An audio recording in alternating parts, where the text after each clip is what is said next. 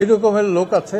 আমার বড় ভাই আছে দুইজন, আমার সাথী আছে কয়েকজন, যাদের সাথে মুক্তিযুদ্ধ করেছি তারা আছে। তো যে কোনো অপরাধী থাক আর না থাক এটা বিচার্য বিষয়, কিন্তু আইনগত সুবিধা পাওয়া এবং সমর্থন দেওয়া এটা একটা আইনজীবীর নৈতিক অধিকার, এবং যে কোনো নাগরিকের আইনগত সুবিধা পাওয়া এটা নৈতিক অধিকার।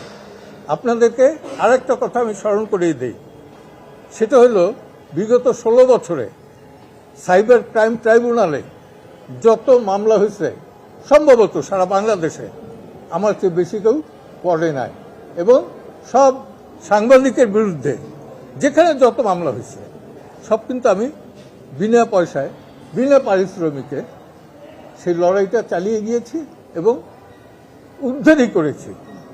আমি আপনাদের কাছে কিছু চাই না, শুধু চাই আজকে তো আসামিদের সাথে আপনি কথা বললেন, আসামিরা আপনাকে কি আসামি বললেন, তাদের এটা- তাদের বিরুদ্ধে যে অভিযোগ আছে সেই অভিযোগের ব্যাপারে তারা কি বললেন? অভিযোগ সম্পর্কে তারা নিজেরাও খুব একটা জানে না, সত্যিটা বলতেছি, তারা নিজেরাও জানে না তাদের ধারণা যে কি হইতে পারে, তো কি হইতে পারে এটা তো আমি বলতে পারি না, কথায় আল্লাহ জজ। হ্যাঁ, ইনভেস্টিগেশন রিপোর্ট এখনো আসেনি, সত্যি বলবে, রিপোর্ট আসুক তারপর দেখা যাক। আন্ডার ইনভেস্টিগেশন আছে। তারা তো বলছেন যে তারা গণহত্যা এবং মানবতা বলছে, এটা তো গ্রেপ্তার। সেটা বলছে যে তারা সুপিরিয়র কমান্ড হিসেবে দায়িত্ব পালন করেছে, তাদের কথাতেই এগুলি হয়েছে। হ্যাঁ, এই ব্যাপারে তারা কি বলছে? এটা তারা প্রমাণ করবে তো।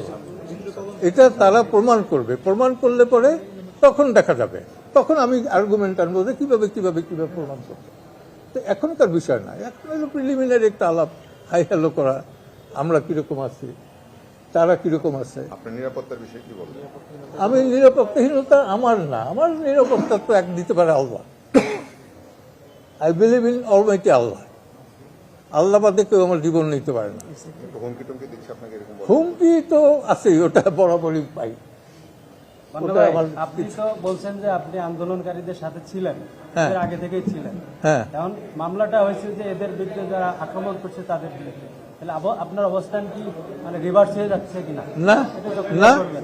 আমি আন্দোলন করছি কোটার বিরুদ্ধে, তারা ছিল কোটার বিরুদ্ধে, আমি কোটার বিরুদ্ধে তাদের আগে থেকে আন্দোলন করছি। যেদিন থেকে দেশ স্বাধীন হয়েছে এবং সার্টিফিকেট বিতরণ হয়েছে সেই দিন থেকে সেই সার্টিফিকেট প্রথার বিরুদ্ধে আন্দোলন করে আছি। একা ছিলাম, এখন সংখ্যা বাড়ছে। রাতারাতি তারা যখন অন্য পরিচয় দিল তখন তারা আমার তাদের সাথে থাকার প্রশ্ন আসে না। এবং আমি উজান গাঙ্গের নাইয়া, আমি সব সময় ছিলাম প্রতিবাদী, যখন ক্ষমতা এসে সেই ক্ষমতার সাথে আর তাল মিলাইতে পারি নাই। This is my character. এখন এটা আমি কি করবো, আল্লাহ তাআলা